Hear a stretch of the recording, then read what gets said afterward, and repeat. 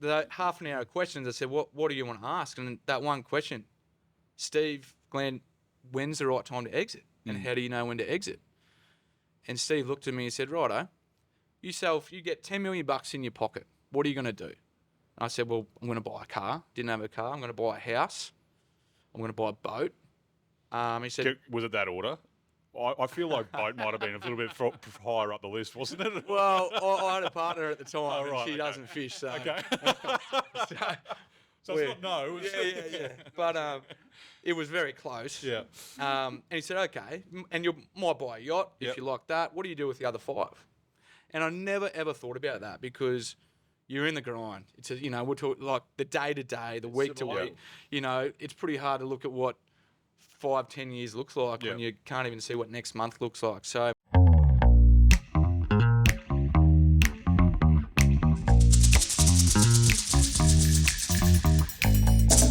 Morning, everyone. Morning, Pete. TK. How are you, mate? Great. How are you? Good. We've got a guest this morning. Peter, a good mate of mine. Heavy. Happy. How we going, gents? Hello, Matt. Hi, mate. How are you? 7:45 How formal. a.m. Well, we don't even know what time it is. Straight up. Oh, there we go. Hey, Yeah, are go we? for it. Is it? Everyone wants to hear that sound. It's too late to be early. I'll push this coffee to one side. It's a magic sound. It's like that sound. People always talk about, the sound of a champagne cork cracking it's like, well, that's a party. That is a party. So what is the sound of a Happy mate. open tin? Thank you. What does that mean? An open tin of Larry, what does that represent to you? What does it mean at 7:45? All I know is it's probably not going to be a productive day. Cheers, Pete. You never know. This could be a very Everything productive will day. get better after this. The key thing is you don't call it drinking, you call it tasting, and then it's okay. Pretty R&D. straighthtforward. Yeah, exactly R&D is right. what I Exactly call it. right. For the ATO's purposes, of course. yeah. If they're listening in. Well, sorry. We'll have that tax episode at another time. So, Matt Hepburn is with us today from Your Mates, which is one of those beers that I think everyone, certainly in the Sunshine Coast, everyone's very well aware of it. And I think that for me, I always think it's a Sunshine Coast local, support that, all that kind of thing. And then you go away and you put your beer into something like the Gabs Top 100, which happens every year, and you guys are number 4 in the country. What does that mean to you? Means shit. It's bigger than us now. Like, it's bigger than my brand and bigger than me personally. Obviously, growing up on the sunny coast, you get a pretty close network of good people around you, and the brand was always to be bigger than the sunny coast. Hence why we didn't put Sunshine Coast on the name. The vision was always Queensland was always where we wanted to be, but being voted now 5 years in a row in the top 5, I'm proud as punch because I was saying this to you the other day, Tony. Guys down in WA down in Victoria, like, who the fuck are these guys? Yeah. And why are they beating my brand? Yeah. I've never heard of them, haven't drunk their beer. Yeah. And we're still not selling down there. And every year it's, they're bloody scam artists and, what are they fucking feeding people for piss for votes? And it's like, well, no, we're just feeding them full of piss. Yeah. And we're doing And good shit. booze. Good beers. And there's right at the start of the whole journey, it was kind of, 10 years ago. I was going to say, which is what, 2013? Is that when 2013, it all? 11 years this year. Yeah. And we were sitting there and I just started. It's a fast journey, mate, to where you are now. Feels like a lifetime, but also it feels like 2 years, like it's just, I don't know where the scales are all off and, it's been a quick journey, a quick growth journey. So after being out at your place last week, it's a significant business. Like, it's not a backyard Sunshine Coast brewery tour type. Like, it's a big business. Yeah. Like, you really, like, I know that the Sunshine Coast is filled with craft brewery guys. 21 breweries, I think, on the Sunshine Coast. I think it's more than that. I can't even keep up. It was I don't even 21, I think, try to. last year, which is, and that's something I wanted to ask you as well at some point in time. Why the hell are there 21 breweries in such a small amount of... I think people just love...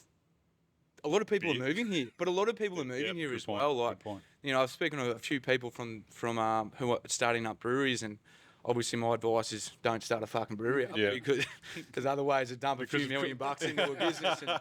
And, but a lot of guys are moving from mining jobs out west, from Victoria and sunny coast. Like Why would you want to live here? Yeah. Man, I don't want to be that dude, but fuck, it is one of the best places in the world. Look, I've done a lot of traveling, and how do you beat it? Yeah. You know, like you've got surf, you've got the fishing. Selfishly, I love, everyone wants. If you don't do that stuff, you want to like to do that stuff. Even Yeah. if you don't wake up and go fishing, it's like, well, at least I have the You opportunity can. to. Yeah. So people are moving here. People are opening up breweries. It's a cool lifestyle, but it's bloody hard. Yeah. It is so tough. So just to go back a step, so 2013, you and your mate sitting in the garage, sinking piss. How'd you know that? Oh, a little birdie told me. Yeah. And it's one of those things I think where a lot of origin stories start like that. Yeah. But they kind of end like that as well. They don't get any further. Yeah. What made you take it from, why? Because you had no experience in beer, right? None. You had some experience in hospitality. Yeah, it would 3 months. Right. But prior to that, you're in construction. Yeah, I was a project manager building schools, and the GFC hit, so I was like, just got into the business. The business I was working for, buying jobs at 0% margin, really, really big business. Yeah. And it was aggressive. You know, I was going in as a young guy, I need this price. It was just wasn't a positive environment. Right. So I at that time asked for more money. They said no, so I quit. Yep. Kind of broke up with me missus at that time and said, fucking, I'm young, I'm 21. Yep. I'm going to go travel around the world. So I came back, and I knew that I didn't want to, I had mates who were, graduated and were on 150K at 22 years old. Yeah. And I was like, yeah, I can do that. And that's a great career. I knew that was always going to be there, but it's not. I'm just going to be back in there trying to rip concreters off, 10% to make another 10% for my business that I don't even own. So I knew that wasn't, if I'm going to have a crack, didn't have a missus, didn't have kids, didn't have a house mortgage.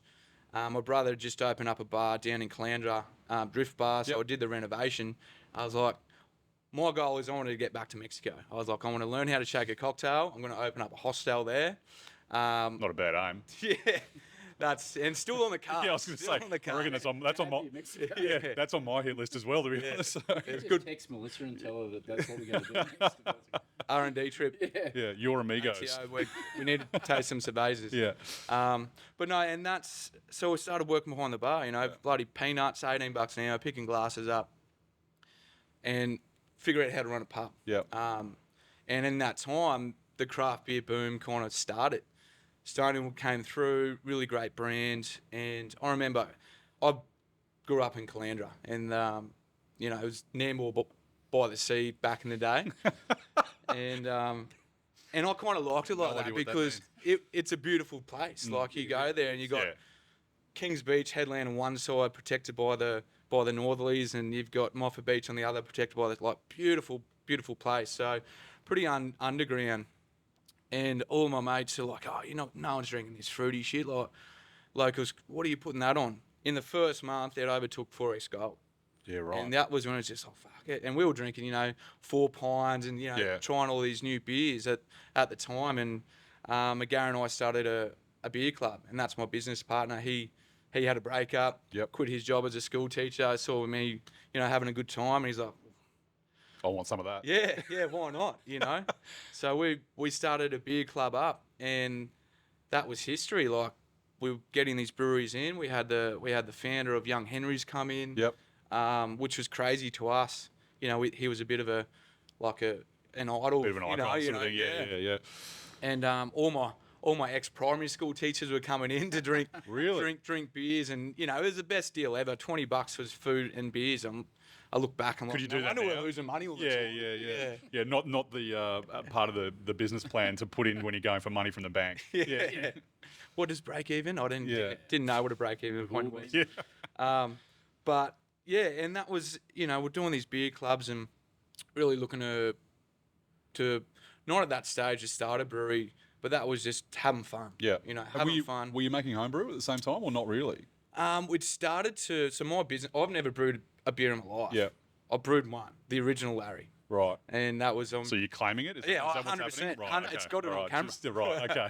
I remember I was sitting there, had a few beers. It was what I had my pet snake out and just like on the We're gonna home put a brew. little pin in that for later. Sorry. McGarry started it and he had to shoot off to work. He's like, yeah, just do this, and I'm like, easy. But that was it. That was my time to shine. And but yeah, we were having a good time, and it wasn't to that stage. We were sitting back, and again, we'd just always steal beers from my brother, knock a few knockoffs, tasting, because we had the beer club, and It's definitely work. Yeah. and it was like there was no brand that we would go to other beer clubs, and it was always the pointy end. We'd walk in as these young 20-year-olds, and I'm going to say it, there was a few. Everyone was bald in this room, 50-year-old balding men. They know. We know everything. I said they. It's reasonably Actually, hang on. offensive, isn't it? A little bit offensive. That's Whoa. welcome. I only shaved my head a couple of weeks ago. But, and they're always talking about the hops and the, really the ingredients. And I remember coming back, and similar to you guys, it's like, these guys that don't even know the beer drinkers in Queensland. Like, and we're going to Brizzy, and we did a few down in Melbourne, and like, they're not the guys drinking beer. Yeah. Like, that's not the guys I know who drink beer are me. Yeah. And I'm smack 10 beers of the same beer because it's a good beer. And Responsibly, of course. yeah, definitely responsible. Do you think there's something about that idea of, because this happens in wine as well, where it gets real wanky real quick, and that little bit of knowledge is a scary thing kind of conversation. And I think that sometimes, you sort of see people, and I've certainly had it. I don't look like a traditional Simon in any way, shape or form, where I know anything about wine. So, I have been in the past, sort of, people would look at me and go, this guy's not going to have a clue what he's talking about. Yeah. And then I kind of see that as a bit of a challenge as well. So when those people come in and kind of tell you what to do, or tell you what's right, or what tastes good and that kind of stuff, it's like, right, let's go. Let's actually, you know what? No. We probably all suffer from that. Yeah. But I don't think it's a bad thing as well. I mean, I think times are changing. I think you're right. Like, drinking culture, and I say that term loosely because historically I don't think we've had much of a culture around drinking in this country. And it's just been a culture of just getting shit-faced. Yeah. As opposed to actually appreciating what it is we're putting in our mouth and what we're tasting and everything else. And you can do that without being a knob as well. Like, you don't have to be sitting there and writing notes and, having these masterclasses on, on hops or whatever it may be. Don't get me wrong, there's some good time, like, you can get some good things out of that. But most people just want to get home on a Friday night and have a couple of beers. Yeah, that's right. Simple as that. Saturday afternoon, they're on the boat, at the beach, whatever it may be. That's what most people want to do. And that's what the beer club, it was called the Craft Club, and it was stories. We don't want you to tell us what your beers are. We want 5 stories, and that's it. And that's where we're booking these craft clubs out. Yeah. And that's people just want to hear that, crack a few beers. That's a good beer. Yep. And let's have a few stories. And that's what beer was for us. It's a connector. Yeah. And the drinking culture, 100%. Queensland in general just doesn't have a good attitude around drinking. Well, it's hot. Cold beer, I'm going to punch as many as I can, and that's obviously a challenge in itself. We were talking about this the other day. It's the lawnmower effect. Yeah. There's nothing better in life than mowing the lawn in summer and then drinking beer after. So it's like, I've fucking won in life. Why do we always mow the lawn in the middle of the fucking day, though? I don't know why we do that. Good point. So you can drink a beer. Yeah, so let's do it in the hottest time of the day. We can't, if you start at 8, then you... Well, hello, here we are. I think also... For me, in that top 3 of beers of all time is the shower beer. There's something kind of just slightly wrong about it, but it's just so good. Yeah. When you make the decision to take the beer into the shower, you're like, there's something good happening after this. Yeah, exactly. It's like, yes, there is that. It's like, but it's like, getting ready for a wedding or something. You take your beer in the shower. I know that that we share a similar passion for going up the beach, and there's something about driving your four-wheel drive onto the sand, 10 minutes down the beach, and just stopping the car dead in its tracks and going straight to the esky, pulling a cold beer, and that sound of the beer coming out of the ice and drinking. It doesn't matter what time it is, but it's just a rite of passage, and it feels as though you're cheating yourself if you don't do it. Yeah. I don't know what it is, but it just makes sense. Well, you said it the other day, and not a pale ale drinker, but cracked a Larry, and you painted it really well. Sitting on my chair, the kids are out in the water. I'm sitting there, nice and quiet, and just that Larry moment, best Larry I've ever drunk. Yeah. And I'm not a craft beer drinker. Yeah, I said to him that it was one of the greatest beers but it could have been anything in a can, not taking anything away from your product, but it's like everything was perfect Yeah. in my world in those 5 minutes. Yeah. And it was, I took a photo for a good mate of mine who always jams Larry's in my throat. And I'm like, mate, this works. And I took a photo of it in the background and I'm like, this is fucking so good. And that's that conversation. It's experiential. Yeah. You know, this is just part of that experience. You know, it's part about going up the beach, being with your family, whatever it may be. It's just part of it. It's not, the entire thing doesn't revolve around necessarily drinking or drinking a particular product, but it's just part of that mix. Yeah. And when it works, it just works. And mate, as a non-craft beer lover, the one thing I do love about Larry's and always have is the fact that it doesn't taste like pop puree.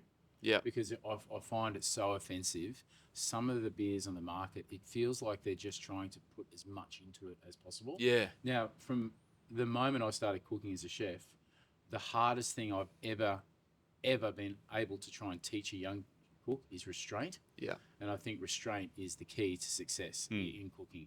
And it feels as though you've made a craft beer with restraint because it tastes like fucking beer. Thank Christ. Yeah. You know, it's probably one of the few craft beers that you could sit down and have a session on it and, you know, not want to go and kill yourself afterwards because it feels as though you've eaten 20 flowers. Well, that was a goal. Like, how do we make the perfect Queensland session pale ale? Yeah. You know, and one beer, we want, like, for 5 years, we just did one beer. Yeah. One beer and do it well because we didn't know how to brew. We didn't know how to sell. It's pretty easy to sell when you just got one product. Doesn't that make you nervous when you... Like, yeah, you've that's got where such eggs a in big- baskets. You've got such a big business and you're not a brewer. Because I made a commitment. Well, I developed a donut brand years ago and it grew exponentially. And it got to the stage where I was like, I can make 100 donuts a day and I make 100 really good ones. I could probably even make 1,000.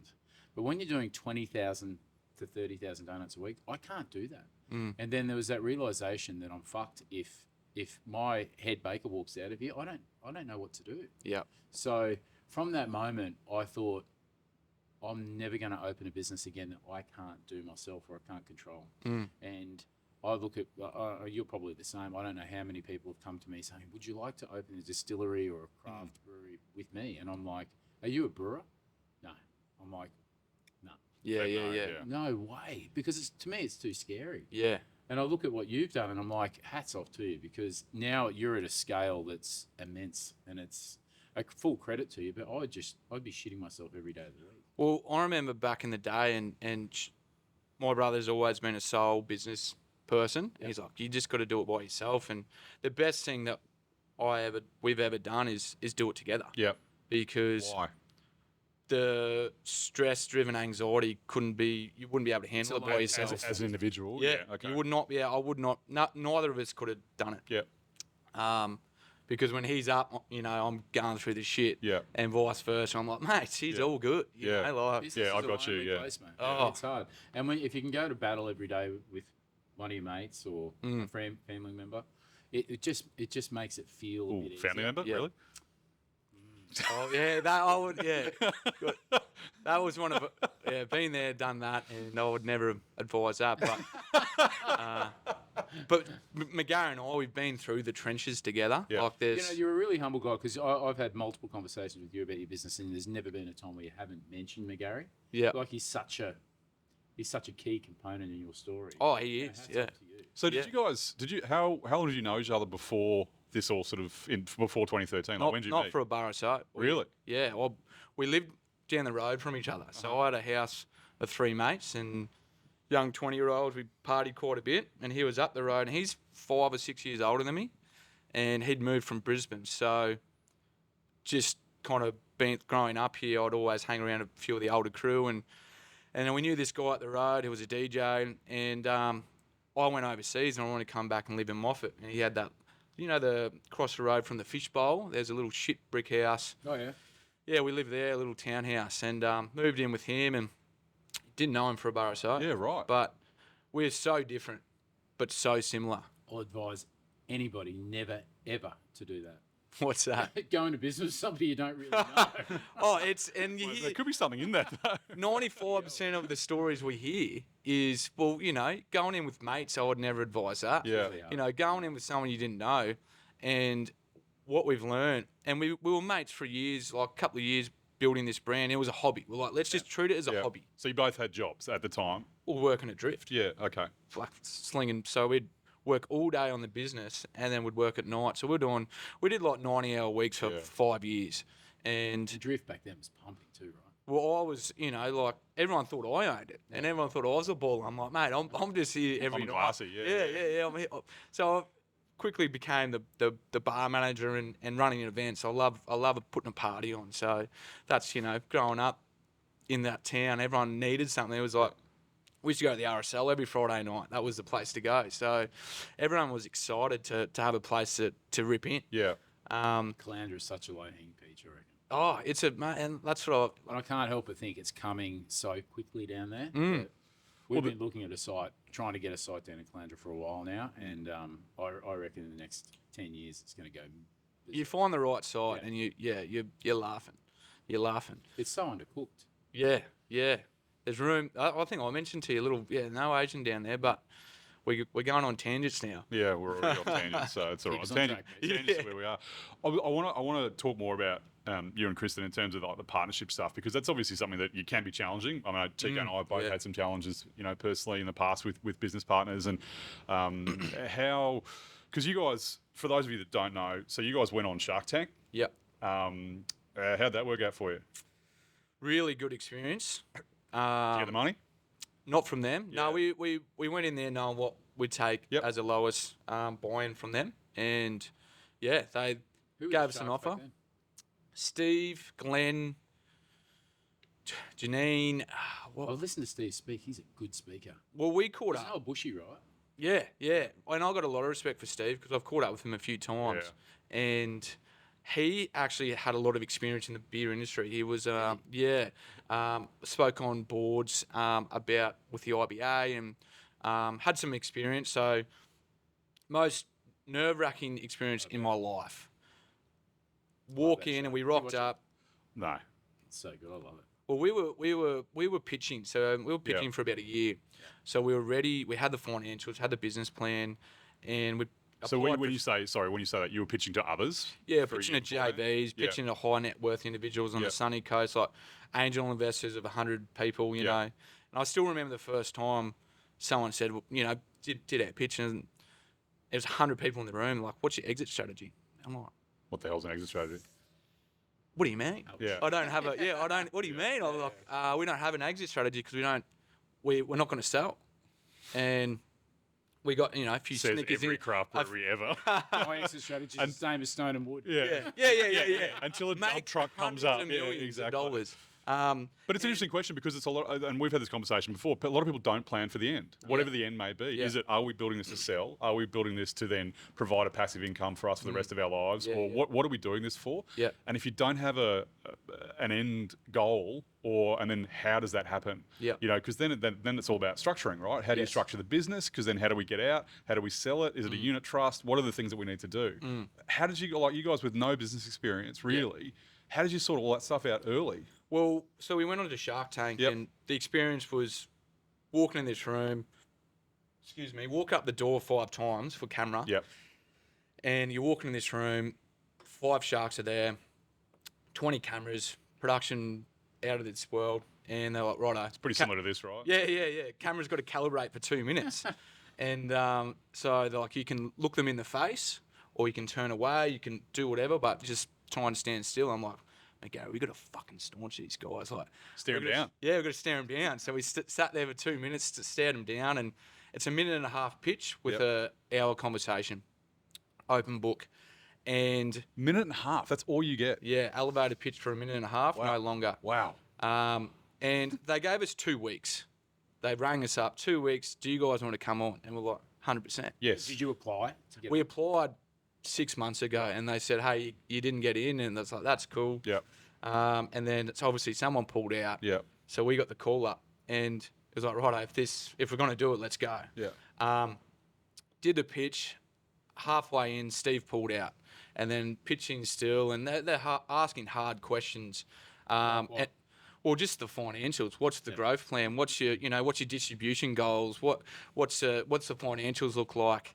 Did you have And- answers for all these things? Yeah. And that was the biggest. All I wanted to do was not fuck up on national television. sounded And like an idiot, that was yeah. goal number one. It's a good plan. Yeah.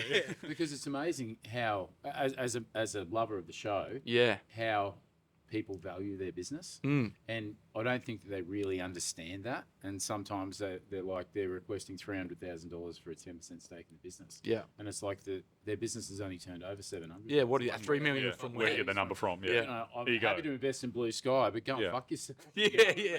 Like, I find it amazing. Yeah. So I'm glad that you went in there ready. Yeah, and we were prepared. Yep. And then offline, Steve pulled out. He came back in. And it was him and Glenn right at the end, and Steve offered us a share of 51%. And I was like, politely, he's like, look, I don't expect you to take the deal, but and that's when I So knew. he wanted controlling. Yeah. And he's like, look, you didn't build this up to control, but if I'm in, I'm in Yeah. for 51. Politely declined. What Yeah. sort of turnover? Like, had you reached good mass by then? No, I So think you just started. You just Absolutely not. started. no. Yeah. I think we're doing like 400 grand in rev. Right. By that stage, which was So he's seen the blue sky, he just didn't want to pay for it. yeah, and fair he's enough. and saw the opportunity, but also I look at those guys. I'm like, what are they there for? They're there for one, to boost their public image. Yep. Because I didn't know about Steve before that. Great guy. Yep. And number two, a cheap deal. Yeah. Yeah, totally. That's about it. Get in early on something. At the Yeah. end of the day, that's what it is. They're not there to help you because as a business person, you're like, well, if I'm going to help, I want I a want good part deal. of it. Yeah. I'll respectfully disagree with you there because I reckon that he doesn't need another business. But I think that if he's involved with you at the early stage, and yes, he's chasing a deal, he'd be mad if he wasn't, but he's investing in you. Oh, and I 100%. reckon it'd be fun. Yeah. So, but he's like the risk versus reward. I don't know how much you're asking for, but that amount would have to equate to. I'm going to have a crack. I'm going to have a proper crack. But I reckon there'd be a fair. Like if I was going to invest in something now, I'd be looking at the person who's pitching me, and that's who I'm investing in, not the Totally. business. And Yeah, they're thinking, 1000%. Can I grow this? Yeah. And I reckon he'd get a lot. I would get so much out of seeing a business grow and being part of helping a young fella out. Like I look at the people who are tied up in our businesses, who we've funded them into it, and I get so much joy out of that. Yeah. Like that's better for me than a payday. Yeah. Just seeing him having a win. Yeah. And I reckon that he's probably one of those guys. Well, I don't know him. but again, how do you know someone after an hour? Yeah, That's a struggle after Yeah. all the financial chat. And that's probably why he did come back in. But respectfully to Glenn and to Steve, they offered us on air, hey, let's have a chat. We'll have a 1 hour mentor chat. Off air. Yeah. In 6 months' time, we'll Yeah. catch up and see where you're at. So we'd been pitching again. We'd obviously cleaned up our pitch and came in, had a half an hour chat about financials. Steve and Glenn both there. Great guys, like really genuine, straight shooters. Yep. Gave us the time. And they said, look, guys, don't discount for anyone. Good deal. Yeah. You know, you're not overvalued. Go hard. Go hard. And I said, So was that sort of pat on the back or like well, it's just like looking over. It's just like, if you're going to have a crack, yeah, have a crack. You're in the right direction. Yeah. Right? Yeah.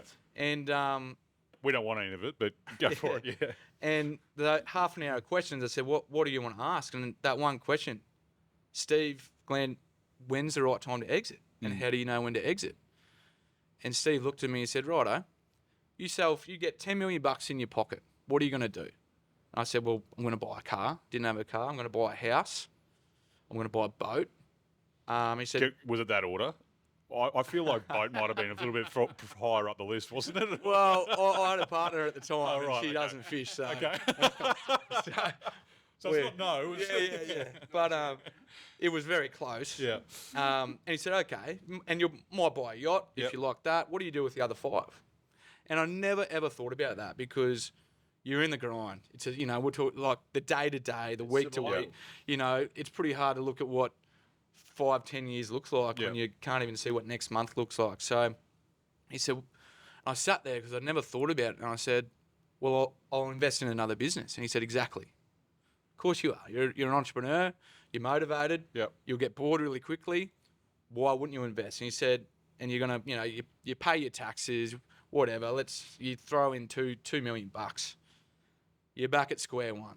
You're back at a new startup idea. You're back at putting the team together. You're taking the risk. Everything else. You're not. You're a little bit wiser. Yeah. But also you're in. And he said, I've sold businesses in the past.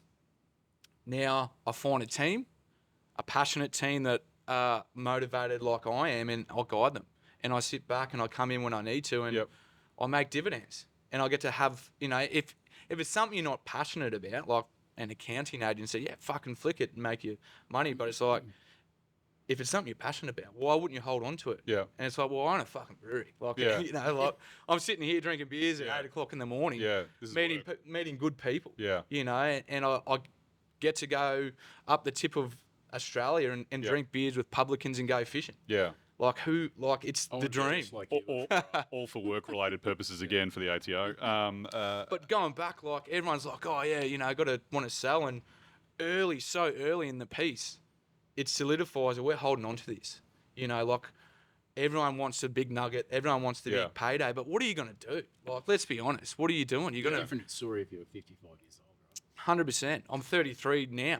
Yeah. Back then I was 23. So are you saying you don't have a number? We want a volume number. We know what volume we want to get to in 10 years. But if someone turned up today with a checkbook, I would say no, 100%. regardless of what the number is. Regardless, because there is no number on the planet that would make you walk away tomorrow. No, because in the end, I know the value of the business. I know we've spoken to individuals. I've got a really good mentor as an ex-CEO of Stonewood. Okay. So he sat above the three guys and met them at the right time in our journey. And same thing, he said, what do you want? And he helped us craft the 10-year vision. Right. And I said, I want to do 10 million litres a year. He said, why? And I said, well, that's what Young Henrys are doing. That's what Burley Brewing are doing. Yep. So you want to get in that echelon in terms of volume. Yeah, and I said, we've got the brand to do it, I think. And he said, Hep, because in our facility next door, so we got this big facility, moved in, and 24/7, 7 days a week, we can do 10 million litres. Yep. He said, yeah, but you can get another shed next door. You can do 20 million litres. And it was just that, I know where you're going with this, like, because it's not it's a ego thing. Why 10? Right. What? Just because they're doing it? Mm-hmm. What? Why? So we went on this journey of why, and it's now our end goal is less than half than that. Okay. And not due to the fact of being the richest guy on the sunny coast. So that was never my goal. Yeah. It was having a balanced life for me, having a balanced life for my workers, not doing graveyard shifts on a Sunday. Yeah. If we talk about good culture all the time, but that's not good culture. No. And that's what Stonewood had to do for a period. He's like, mate, it's heavy. That's hard. A heavy business. Yeah. Like, you're trying to scale growth, manage Australian distribution. And he said he got Stonewood through the COVID period. Yep. And he, the sale started and he was out. He was just like far out. Yeah. That was really tough. How many staff do you have on now to do the volume you want? Production-wise, we've probably got a team of 10. Like all up between hospo is about 75. You got two venues. Two venues now. Two hospo venues. We've got the shed next door, which is 2,000. So, it's hard to split up. But McGarry, he's production and finance. I'm sales and marketing. So he's the ops guy. He's the guy that gets it done. Yep. And then you get rid of it. Can brew beer. Yep. He last 18 months he's been in the CFO role. Yep.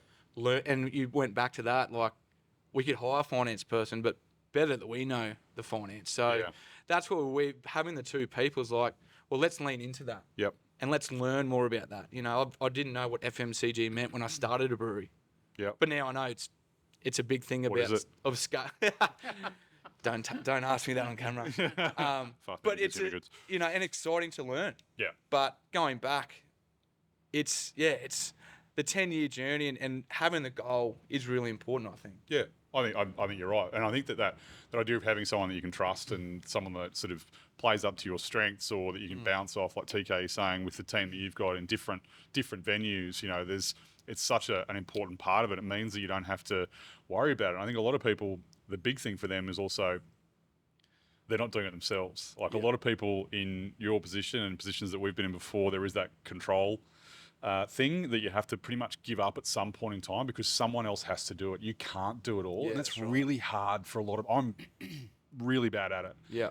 And it's something that I've had to work on a lot in terms of giving up that control, letting someone else do it. And it's that same sort of story. It's like, right, that's the end point. I'm going to go this way. You might go that way, but you're going to get to the same point. And that's really what matters. Yeah. And it's giving up. A bit of that is really hard for a lot of people. Well, and this is so the goal is what do you want? What are your goals for personal as well? Because I don't want to be working 90 hours a week anymore. And I achieve that. I don't work weekends anymore. It's amazing. Yep. And but that's taken 10 years to get to that point. Right? Yeah, definitely. And again, I want to go traveling next year, and still be able to work remotely. Yep, Mexico. I know I've got a 1-year-old, so I don't think that's right. Yeah, soon there will be. It's on there. It's there. Yeah. But where's the travel, mate? I know you've got a great truck, you've got a great boat, you've got a great caravan. So is it around Australia? Australia, yeah. I did the trip with so straight after COVID, we had Larry distributed all throughout Queensland, and I'm itchy. Like if I don't have plans for the weekend, I'm a little bit anxious. I can't, it's hard for me to wake up and not have something exciting on my plate. So COVID, I hurt around that because I used to sneak out on it. Cause remember they closed boat ramps down, and I was just like, but I'm content, so I'd always sneak out because I was doing work. Yeah. And lucky the local fishers, I knew a couple of the boys. So, but as soon as COVID opened up, It's probably best, not to mention too many of their names right now. It's just in case. But It was down in Brisbane, wasn't it? It wasn't Sunshine Coast. well, I'd go up to Fraser and we go shoot up north, and but I did a trip around Queensland because our beer was everywhere, and I never met these guys. The bottle shop owners and the publicans. So I did 30 pub shouts around Queensland, went all the way to the Cape. what does that mean for those people that don't know? What's a pub shout? 100 free skewies. Okay. 100 free schooners at every pub, and Yep. the Agnes Waters Tavern, I think our keg busted in about 18 minutes as I line up down the door, and then I do a pub shout in Longreach. Agnes Waters with a population of about 40. Oh, it's crazy. Not it was not crazy that night by the sound of it. Yeah, mate, and that's the shit you love, right? Yeah. And Mission Beach, we're in Weeper. Like I was just doing some wild pub shouts because That's cool. and meeting the people like Winton. You ever been in Winton? I have been in Winton. So I was sitting there and I did a pub shout, but we were staying at one of the other pubs, caravan parks, and I'd always go there and have a beer. My mum joined us in her caravan. So my old boy passed away a few years ago, and they'd always caravan around. She's like, I'd love to come and do my solo trip, and I'm like, fuck yeah, mum. This is the time. So she joined us and help out with the kids, and I met this guy and we were talking about beers, and he's like, what are you bloody doing? He just got so excited. He's like the full blue wife beater. Oh, right. Thongs. Out back bloke. Crocodile Dundee sitting at the bar. Look in the back of his truck. He's got about 60 empty tinnies in the back, and really Cage, rifle rack in the back. That was just getting to the pub. And he come to the pub shout because he did the pub. What was it? Pub In Winton. Yeah, we went to the. I can't even remember. Did you go through Longreach to get to Winton? Yeah. So I had a crossroad in my life where I was going to take the kitchen lease at the Lyceum in Longreach. Wow. My old man knew the publican there. That's a good pub. It's a good pub. Yeah. It used to be. It used to be rough as fuck. And the publican brought his 2 footy playing ginormous sons in there to beat the shit out of all of the pig shooters that come into town on the weekend. Yeah. Just to straighten the pub out. Yeah. And they got it to the stage where it was going okay, but there's no decent food there. So, it was close. It was close. What were you doing here at Longreach? Oh, that's another story. Yeah. Gin and tonic, we're doing that. Yeah. But yeah, so yeah, that was close. Yeah. I enjoyed it. I really like the bush. My mum and dad, their Nirvana is a caravan, a Land Cruiser, and no phone reception. Yeah. They're just genuine people. Mate, it's a different, it's just different. This bloke, as soon as I shared him a schooner, he's like, you're fucking coming with me tomorrow. We're going to go pig shooting. And I was getting excited. I'm like, I've got to travel 500 k's tomorrow to my next pub shout. And he's like, oh, you're coming back, And that's what, because that's how it started. We're the biggest beer drinkers in Australia, Queensland, and the lowest for craft beer. And I knew that everyone looked Bush is a dangerous place. Well, they go to they drink 10 lagers and then they're on the the Darker the spirits. bundies. Yeah, they're on the dark stuff, the demon juice. But I was saying this the other day, they drink one beer. So what we As in one brand. yeah, like well, they're not trying that. they're and not mixing it trying up. that Yeah. and that's like me. I was a Hahn drinker back in the day. Hahn Super Dry was my go-to. And any of my mates, you buy that's your carton of piss. That's it, That's yeah. what I go to buy. And, Yeah. you know, Everyone knows what everyone drinks. Yeah, And that's what you just drink. Yeah. So that's when this craft scene coming up. I'm like, there's no brewery that celebrates Queenslanders and does a beer for Queensland. Right. And that there was like Stonewall was there, but they were old guys. Those XC. bitches never drink a stone. Shit, no. You'd fucking get bashed if you even put it in a glass. Yeah, exactly. And that's these and Stonewall they marketed themselves really well, and the sales and marketing team, all the sales on the road were some of the best people I've ever met. But the guys at the top, they're ex-CUB, very, very humble, very giving with their time to us. But for me, and why we've been successful is I am the target drinker. I will drink 8 beers of the same beer because I like it. Yep. I'm happy to drink it, and I don't want to make too much fuss around the bloody barbecue. Yeah. But then you'd also go out and get 6 different beers as well, right? Different occasion. Right. It's Time and a place. Yeah, for us, I think we'd go, hey, let's have a little craft afternoon and have some nice food or whatever. Maybe not me. But my perfect arvo is I'll get the smoker on, I'll cook a nice, reverse sear some big steaks and chicken wings and and put some beers on. Yeah, great. And it's just Larry's and ginger beers. Just email us your address later on. We'll do that. We'll lock that in. Me a barbecue. And I think that's Queensland, like Queensland to a T. Whether it's suburbia in Brisbane, or whether it's out back west in bloody Longreach, they're doing the same shit. Yep. We're having the same combo, breaking bread over a barbie and celebrating life. And I suppose is that where one of the things like the name Your Mates that stemmed from the original beer club sort of situation, or No, it stemmed from when we were Salty Dog Brewers when we first registered our company name, which was we'd sit there with a whiteboard for months, and it wasn't until someone had trademarked that we learnt trademarking pretty quickly. Yeah. Like, right, and actually, amazing what you can learn. Those first couple of phases. IP Australia, what is that? Yeah, cease and desist. Yeah. What does this mean? Yeah. And what is the brewery? Because you got to have a good beer. Like, there's no doubt about it, but you got to have a brand. And at that stage, we had all of our mates come to drink our shit beers. We call it the era of the average ale. So McGarry was brewing and honing the skills. Where was that at? We had a little shed in Moffat Beach, 60 square metres, a fourth-hand cold room and a pool table and a few taps. And for years, it would just be... Sounds pretty good. Yeah, boys, $20 all you can drink. We need to get rid of the beer, and nearly every weekend there'd be 10 blokes, 20 blokes, 5. And over that time, all my mates are tradies. So it just, come and help me do this, or come, help us paint this or tile this. And really kind of after a while, you start writing down what the brewery and what it means to us in the long term. Yep. And it's just like, it's our mates, Yep. and someone's like, you can't own Mateship. I was like, I reckon I fucking can. Because a lot of the breweries painted Mateship, but that actually didn't live it. Right. Talk the talk, not well, walk the the walk, high influencers and actors, or whatever it is, and I'm like, they're not here smacking beers with their mates and driving that.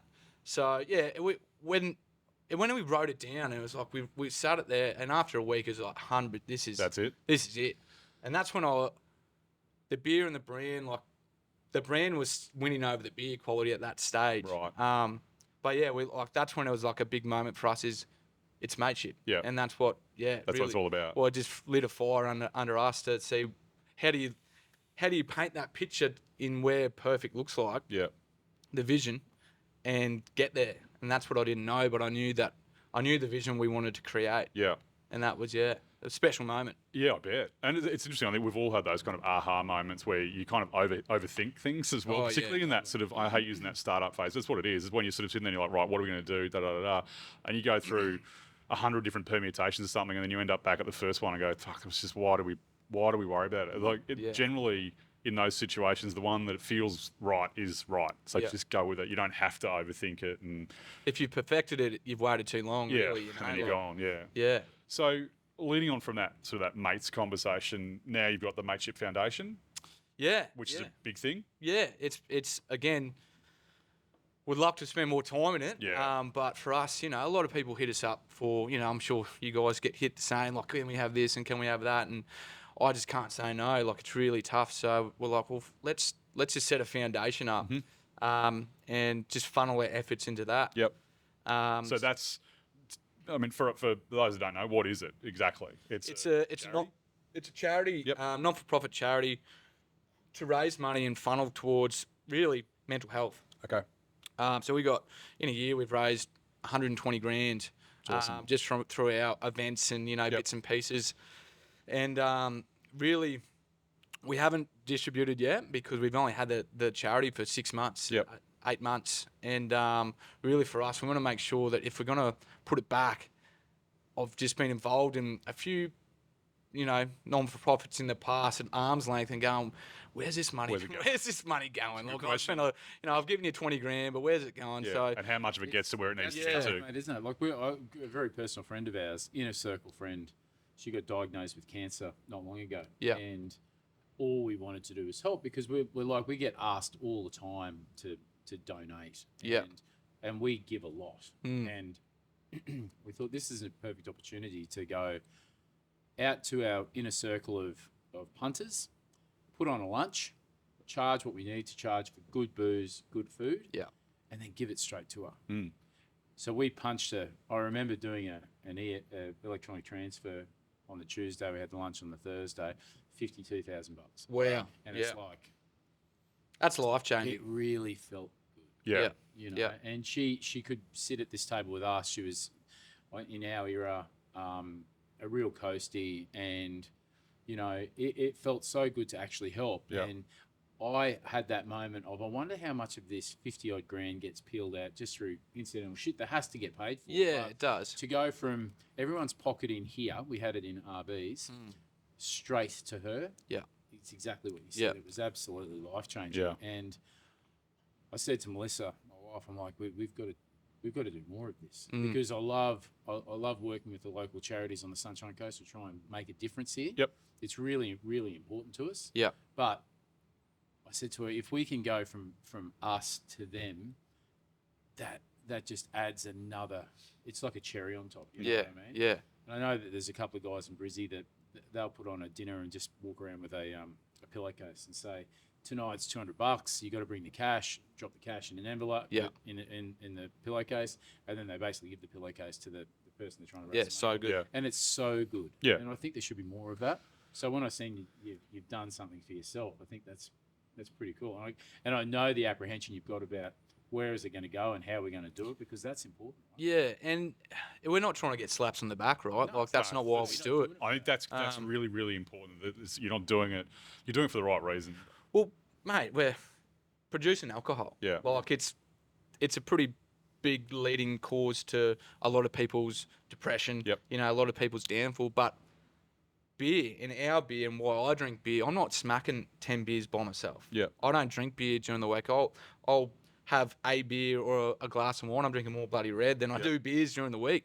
A glass with dinner with my partner. But I feel and a lot of my mates, if they don't have a couple of beers, they're not talking about their feelings. No. Yeah. Unfortunately, like my old boy, when he passed, he was 72. Like, he was old school. Yeah. You know, we don't talk about. No. I'm one of 4 boys. Like, there's no fucking fluffy stories in my household. idea, So yeah.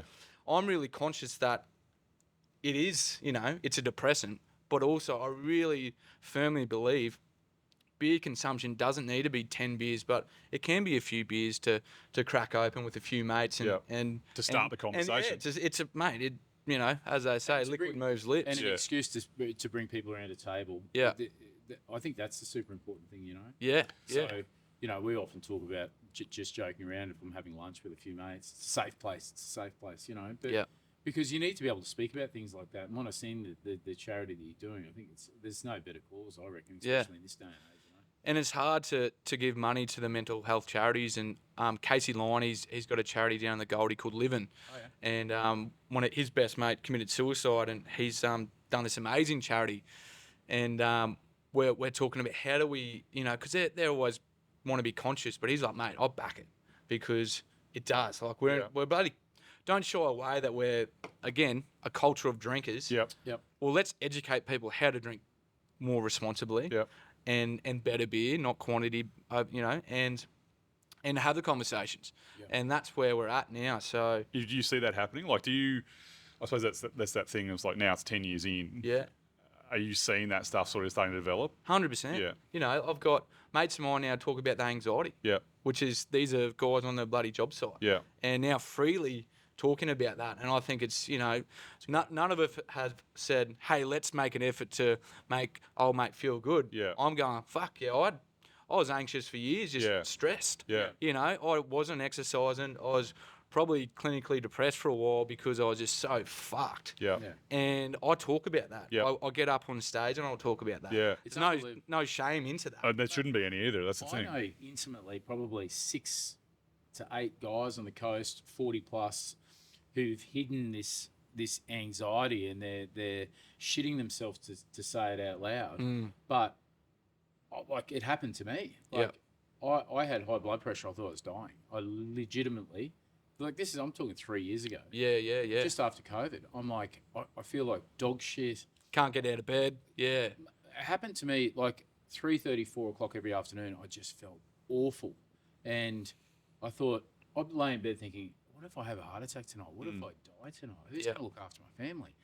And then it just escalates as well. Oh mate, it's horrendous. And it wasn't until I was actually going up to Fraser with a good mate of mine, and we're in the truck, and I thought, yeah, I'm gonna say something about this. And I started talking about it. He goes, the same thing happened to me. Yeah. And he was talking about it, and it was like legitimately exactly the same. Yeah. And then from there, I've spoken about it to a few other guys. All of them are either going through it or have gone through it. And it's nice to be able to say, it's not. This is very common. This is not abnormal. Oh yeah. And then what helped me is exactly what you said. A little bit more exercise. Try and take time for yourself. Go and see a GP, because it was amazing. Once I went from the tip of my head to the tips of my toes, a full sort of The medical makeover. Yeah, going, what, is there anything wrong with me? Am I dying? Yeah. And my doc went, yeah, no. You're stressed. You're stressed as hell, Tony. Yeah, What do you And think? then after that, I was like, I feel great. Yeah. I remember being on the phone to my doctor, and he's like, mate, you're in good shape. You got high blood pressure, which we can help you with. Yeah. But as soon as you start getting out of bed a bit earlier and doing a few more things for yourself, I reckon you're going to come off that. Yeah. I felt better. Yeah. And I reckon it had a lot to do with talking about it and seeing that I wasn't the only guy there going through the same thing. Absolutely. And it's so easy not to do things for yourself. Yeah. Like wake up, righto, this is what I need to do for business. But or for others. Yeah, for others or your family. We're generally, people in hospitality are people pleasers. Yeah. And They'll do everything for anyone else first. Yeah. And then leave themselves last. And as leaders in all of our businesses for years, all of you guys, that you're a signal of strength and you can't show any weakness. Oh, yeah. Which is absolute horseshit, because Correct. I know I could go into any one of our kitchens right now, and I reckon our kitchen hand would put his arm around me and go, it's okay, can I help you? Can I give you a lift somewhere? Can I take you to, we try and provide a bit of a culture for that. We try to. We don't succeed all the time. It's a hard culture to drive. Yeah. In particular with all my leaders, I reckon I could ring up at any stage, same as them to me, and we would just be there for each other. And just knowing that is like such a relief. Yeah, and and this is probably going to be a theme that's going to run through a lot of these, is that idea of community. Yeah. I think is something, and we talk about it at home a lot. It's something that is such a critical thing, and that can look like so many different things. It could be, the 20 guys come around to drink beer together and just have a bit of a chat. That community is really, could be something critical for that person at that point in time in their life. We have no idea how much that could actually mean to someone, and that those little things that we do can have such an impact. We've talked before about, sort of some of the highs of, your career or whatever it is. And I think, as I've said before, for me, it is that doing something for someone else without any expectation of a return in any way, shape or form, and seeing whatever that is make a difference. Yeah. That is an unbelievably satisfying thing to happen. So true. Yeah. And I think that in the world we live in, where everyone's busy, everyone's busy. Everyone's got shit going on. I hate that so much when it's like, "How are you? I'm busy." Fuck off. We're all busy. Yeah, no one has a monopoly on busy. Yeah. That's just a thing. We just need to manage that in some way, shape, or form. I mean, I'm in a really fortunate position right now where I'm not busy, but I'm busy as hell. It's like I don't have anything to do, but I've got my days are full. Yeah. It's like this is ridiculous, but it's also awesome at the same time. Well, I've had an RDO on my calendar for all this year on a Friday, once a fortnight. Yeah. I still haven't taken it, and not out of being busy, but actually just still being passionate. Yeah. And the weather's not been good on that Friday. Yeah. So I'm like, well, might as well, The tide was too high. So. Well, we were going to catch up, and well, half an hour before we're catching up on Monday, I'll call Tony up. I'm like, mate, I don't want to be that guy, but my fucking building's on fire. I was like, And I said to McGarry, I'm like, I've got a meeting with Tony. He's like, bro, everyone's like, what do you mean? I'm like, well, we can set it up. the fucking building was on fire. Yeah, so he goes, oh, watch the news tonight. You'll get it. I saw it on socials, and again, you guys are great with your socials. I think in terms of building that community, and one of the things I wanted to ask you was like all the stuff that you guys do on there, and like the boats on there, and you're going away, and you're with people. It does look real. Yeah. It doesn't look like it's a group of paid actors that are there, or influencers, or whatever it may be. But that's hard to do. It is, because my business partner, right? So McGarry, Brizzy boy, moved to the coast, tall, lanky, white fella, great sense of humour, and he's got this Amarok, right? And it's the cleanest Amarok you've ever seen in your bloody life. And the concept of fishing and camping, like, he loves it. The concept. The concept. Yeah. And he does go camping, but we've been out fishing a few times, and he's taken the boat, because it's his boat as much as my boat. But being out on the water for 12 hours is, because people want to get a big fish. Yeah. But it's like, I don't actually like that. No. I've done it. He's done it. Too long. It's full. Even going camping up at Fraser. I get sick as well. Oh, right. And that's fucked. But going camping at Fraser, you're prepping for a couple of days. As long as there's a house involved. yeah, the hot water. But the concept It's a resort. The concept, and that's what, like, success to me is. I'm living my joy through the business. And you've got some marketing strategy around that too, because I've seen you on a couple of YouTube channels, and you put energy and effort and cabbage behind that, right? Well, I did the pub shouts. Has that been good for you? Oh, that's I right. think so. There with those guys. Yeah.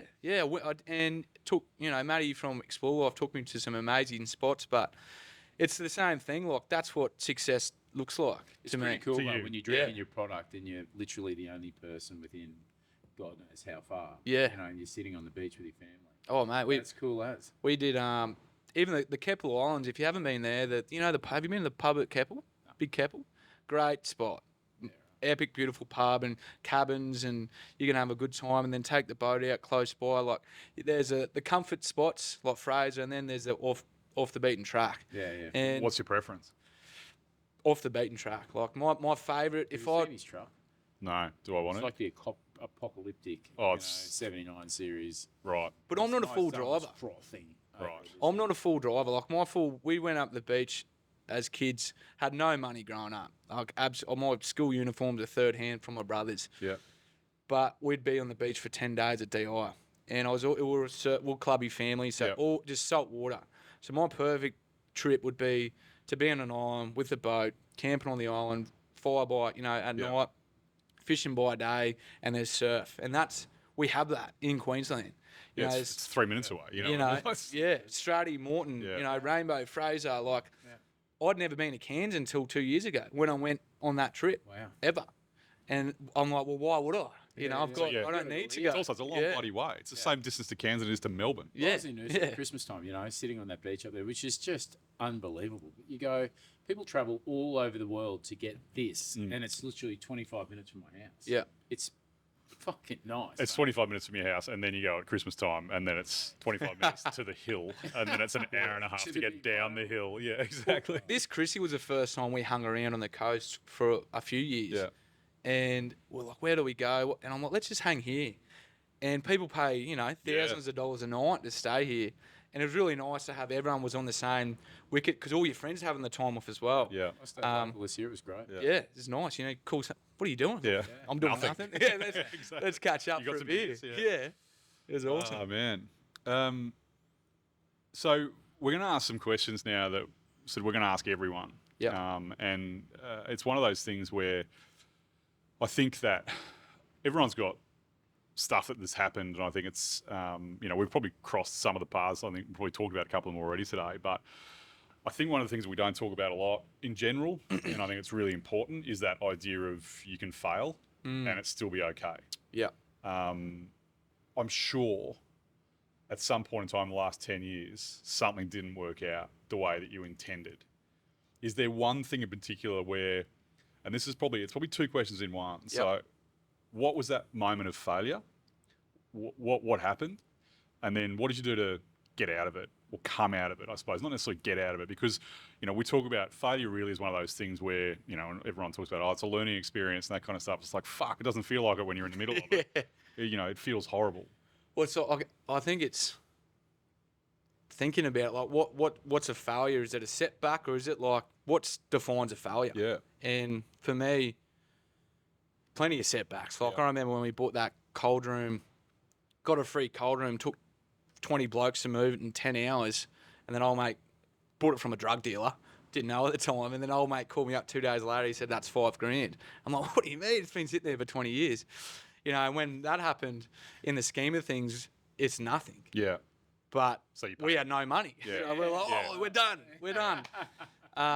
Before it began, sort of thing. Yeah, well, we were literally like, we got some red rooster that night. And we're like, well, dream done. Yeah. So that, looking at it, it's just a setback, right? Yeah. But a failure for me, I think the biggest one was we opened a bar up in Nambour. It's called The Basement. And I was working for my brother at the time. And my wife now, who at that stage we'd just started dating, she was reporting directly to Shane as a general manager. I was underneath her, so absolute shit show of a triangle there. Yeah, right. And I just got to the stage where I'm not fucking over this. This is not healthy at all. So kind of emotionally left on good terms, but didn't really have too much set up. And I got the opportunity to open this bar. And most people walking in this building had been open for 30 years and go, just see 3,000 cockroaches and like absolute dump. And I see this cool little dive bar in Nambour. So anyways, spent 2 months scrubbing it up with no money. Didn't, stupidly didn't go on the dole or whatever. I'm just like, you just get it done. Yeah. And pride and ego. And I'm just like, no, we can make this work. It's a cool space. I've been there. It's, mate, anywhere else, amazing. Yeah. And everyone's like, oh, how cool is Nambour? Like, you guys are killing it. I'm like, have you been? He's like, oh, nah. I haven't been. But it's really cool. I'm like, you shoot a bloody gun down the street on a Saturday night. There's no one there. Crickets. Yeah. But that was the moment. And a year and a half was the time it took us to sink everything into it, doing like, we were the only ones working besides a casual 10 hours a week, plus trying to start this brewery up. And this is the days of like the dark for me, the heart popping at night time, sitting there, it's wide awake, but I'm dead tired. Yeah. And, Chantal's like, how long are you going to do this for? And that's another story of how she bloody stayed with me for all those years because, and the decision for a few reasons kind of came to her, hey, we're leaving. We've got to pull the pin. We're pulling the pin. And as soon as we did it, we didn't lose money, but we lost a year and a half. Yeah. And that was the biggest commodity that we had, was time. We had no money. Yeah. And a year and a half at that stage was a really big resource for us. Yeah. So I saw it as it was a lot of learnings because... location is everything. Like hospitality doesn't matter how good your food is or how, it is a big part of a successful, food and bev business. Yeah. So some good learnings and I look back, it opened up, we had a face for the business, like had a lot of pros. Yep. It's cheap rent, but the con was time and actually not making any money. Yeah, which is a part of it. I mean, but at the end of the day, not paying when you're not paying yourself. That's a problem. Yeah. Righto. So that probably then pushed you harder into the brewery, right? Well, big time, Yeah. time. It just opened up so much Yeah. because They call it burning the boats, mate. and we were burning. Like people talk about it, and you when you haven't been there, it's pretty Yeah. easy. Because I remember, what does that even mean? Because I can go pretty hard, Yeah. but if I was to do that now, I would have quit a lot earlier. Yeah. The than starting that. again thing is hard. It's Yeah. I remember when I was sitting on the couch after I had a bust up with my business partner, and if it wasn't for my wife literally kicking me off the couch and convincing me that I had it in me to do it again, Yeah. the whole idea of starting again when I was in my early 40s was like, ugh. I didn't think that I had it. Well, like then you start down. And you had kids. You got kids, and We just moved into a new house. We just built a house. Yeah. I couldn't afford it. Wow. I was looking at my school fees that were overdue, going, I don't have the money. Yeah. You Yeah. know what I mean? That's fucking stress. It was one of the darkest times of my life. You know, and I had no one to talk to about that. Yeah. But I wouldn't change it for the world now. Do you think if that happened again, you would change how you communicate with people in your group? I'd like to think so. Yeah. I really would. I find I have more honest conversations with people I don't even know, like you, 100%. and who have gone through the same shit. Like, Yeah. I've made a very big commitment since then to make sure that my social network's grown a bit. I wouldn't say that I've got more friends because I don't. And I'm so social during the week. I'm very private, but I could tell you that I've got 10 or 15 people that I could ring now and say, hey, I've got a few issues. Can I grab some lunch with you? Yeah. And they'd be like, I'll put a line through the diary, mate. Are we on the piss or is it a dry lunch? yeah. You know, and that I feel really, really grateful for. Yeah. And And that takes time to build that Oh, mate, as man, well. you You know, You got to build trust. you got to invest into that circle. You got to recognise that too, you know, because it's not very manly, but you know, I think it's important. But what does that mean? I mean, that's the thing. I mean, manly is probably, you know, the opposite of what we were probably all taught as kids what manly is. Yeah, You know, yeah. You're old man, you know, and 4 boys. Jesus, I can't imagine that house. But, you know, I remember, you know, it's such a different world. And I've got a 20-year-old son. Yeah. And I'm actually, one of the things I'm really grateful for is the fact that it is a different world and these conversations do happen. You know, for many, many reasons, which need way more Tilly delicious ginger beer to get into. But I think it's one of those things where the concept of what's manly and what's not, well, that's all we're in this sort of weird sort of state of flux, I think, with that kind of stuff. But and the critical thing is that ability to ask for a hand. And that might just be a lunch, or let's go for a beer. Let's go share a beer. We'll come over. Let's grab a 4-pack or a slab or whatever, and let's just have a chat. You know, I know my best mate and I, we speak intermittently, but a fair bit. Yeah. And when something major happens, for whatever reason, like I've just left a job recently, and he's like, well, "We need to get together." I was like, "Yeah, we do." And so it was one of those things where it was sort of a debrief. Yeah, correct, exactly right. And it's like, right, what's the plan? What do we do? And so we go down to Brisbane, catch up with them, and you know, it's almost like a networking event and a brainstorm, and you know, it's like, right, okay, and you sort of come out of that recharged almost a little bit. And it's that idea, like you said before, like, you know, with Kristen, where some days, and I've seen this somewhere before, where it's like that idea of, you know, partnerships, marriages, whatever not everyone's always operating at 100. Yeah. So it's like, right, together we need to be 100. So it's like, if I come home and I'm like, fuck, I'm at 20. Yeah, yeah. And so it's like someone needs to be the 80. So it's like, what does that look like? In a business situation, I think it's important as well. Yeah. It's like, I'm not feeling it. So what do we do? Yeah. What do we do to, and again, it's that having that conversation and communicating, as you say, because it's really tough. Oh, I'm a horrible communicator. Yeah. Horrible. Like to my partner, she just got to the point where she wouldn't even ask about the business. Yeah. And then I'd whinge to her. I'm like, you haven't even asked about my business this week, you know? Yeah. She's like, well, 90% of the time you don't want to talk about it. Yeah. And I actually don't. You don't.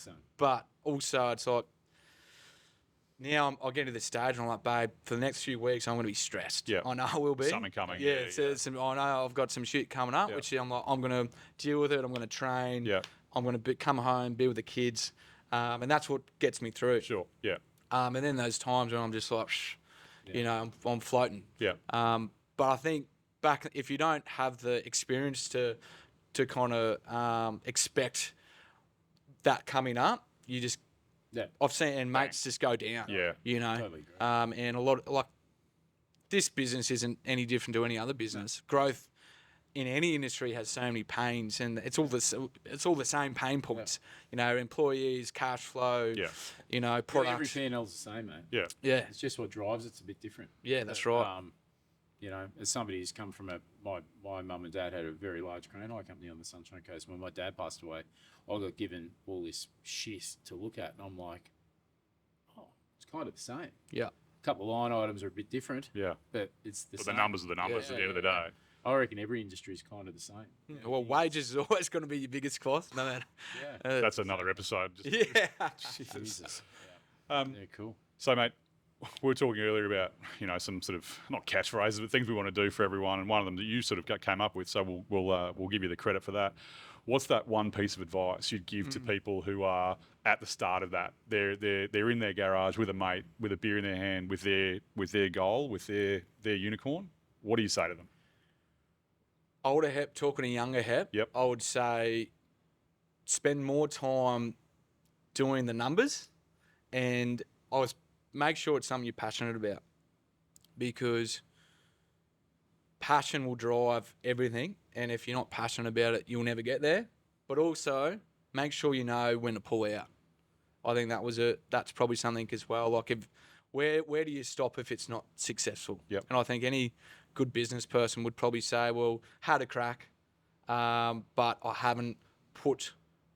I'm not at ground zero again. Yep. Because like you said, ground zero is hard to come back to. yeah. So have a goal, have a plan. Don't be naive to think it's all going to be, you know, Rosie. you're rosy and butterflies and drinking beers and going fishing. Yeah. Good advice. Because if it doesn't happen, where do you pull it? Where Yep. do you pull the pin? Yeah. And, you know, pull the fire extinguisher out, blow it out, and Exit start strategy. again. Yeah. Yeah. I agree. That's great advice. From Very the good positive to the hey, this is fucked. And Yeah. I'm Rip out. good. Yeah. Yeah. Sounds good. Wrapping it up, I suppose, you know, we talk about the failure. What to you thus far, because obviously you're 10 years into this fun journey, for lack of a better phrase, to use the Mateship term, the journey that you're on. Yeah. What's the biggest success so far? To have a wife at the end of it. Yep. And a Well family. done. Congratulations. Yeah. Now you got to But to still be here, and you know, you can talk about Gabs and you can talk about all the big pieces.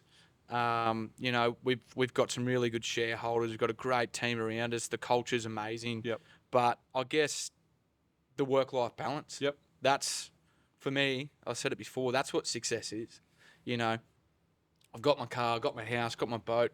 It's not on the top of Budrum Hill, but it's got the smoker, you know, it's got Yeah. the pool. It's got what you need. Yeah, and you know, I think everyone's always chasing that grass is greener. Like, Yeah. oh, let's put more debt into having a house on the water. It's like,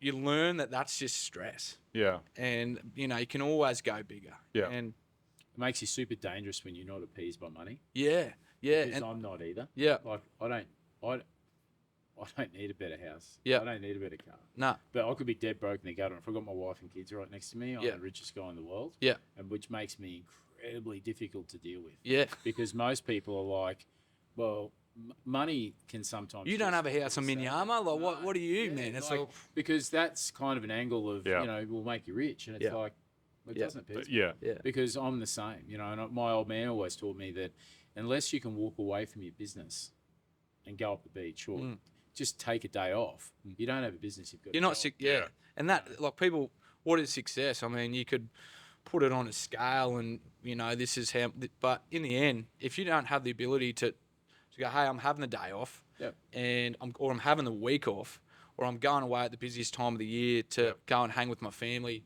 and go snowboarding, whatever it is. Like, yeah, in my eyes, you're not successful, Yeah. and it's something that you know, my brother Shane taught me. Like, he went hard.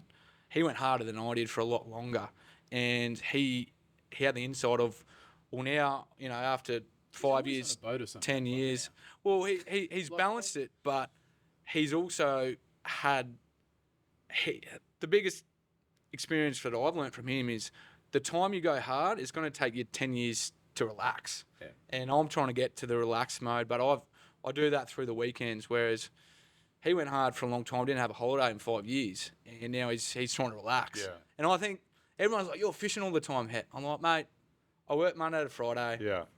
just because I go fishing once a week or once every And month. put it on social media as well. Yeah. So it's like, that's my entire life. It's on a boat. Yeah. Owns a brewery, go fishing all the time. Sounds tough. You know, the one thing that I always say, and this irritates the shit out of me, especially with young people these days, is that they see you fishing, right? That's the ultimate goal. They see you out on a boat and they think that you live in the peach, and they're here now and they want to know how they can get there. And you tell them the shit that you've eaten for so long, the sleepless nights, the hard work, the borrowing money, but they try and circumvent that because they want it now. Yeah. And often that's that they won't even get that run up and have a good crack at it because they're trying to spend too much time trying to circumvent the hard work and the learning in between that. Oh. And even if you happen to fluke it and you win the lottery and you get there, it'll fucking go away. 100%. There's no shortcutting that. Yeah, and that's not just young people as well. Like, you know, I talk to other people who go and buy the truck and whatever, and it's just like, bro, that this fucking, you got more truck than your bloody house mortgage, or depositing on your house. Like, just have a think about it. And, you know, and that's, if that's what makes you happy, whatever, up to you. Yeah, whatever blows your hair back. But, you know, just be that careful. That process, so you can go out on a boat on a Thursday and film some content. That didn't happen when you're at Namble. You know what I mean? Yeah. Oh. There's 10 years of eating shit has gone into the fact that now you can go from here, go and latch your boat up if you really want to, and get out there and do it. But that doesn't happen overnight. Well, and most of the time it's on weekends, you know, and I'm just my partner is, God bless her soul, she lets me do that. She understands if I go fishing for 2 days, I'm coming back and putting 150% into the kids, and because I'm like, how good is that? That's pretty rare. Yeah, absolutely. And that's what makes me happy. Yeah. You know, I'll get salty, get the brine in my lungs, and I'll come back edging on life, just going, let's go, you know, get back to normal. And that's your recharge. Yeah, it is. And I think everyone needs that. Yeah. You know, and that, whatever that is for certain people. Yep. You know, like, we should get out. I was talking about your tuna. Like, go and catch your own tuna. Yeah. That is like, pretty and cool. Catch and cook that. Yeah. But that would be a cool episode. 100%. Next time. What time? Where's the boat? Yeah. Putting a line through the day. Tuna season's coming in. It's up. I've had 2 beers. Matt, thanks so much for coming in, mate. Really appreciate it. Yeah, thanks, gents. I reckon we could probably go another 4 or 5 hours. Yeah. Congratulations, mate. What a great story. Absolutely. And back at you two individuals, like, this is, I was talking to Peter, and I was like, hopefully this continues, because I think there's so many stories about the mental health and the mateship, and it's not just our business, that's everything. Absolutely. And anyone you're going to talk to, I think we'll have really similar connections, and 100%. hopefully some gold nuggets that people can learn from. That's why we're here. Awesome. Thanks, guys. Cheers, mate.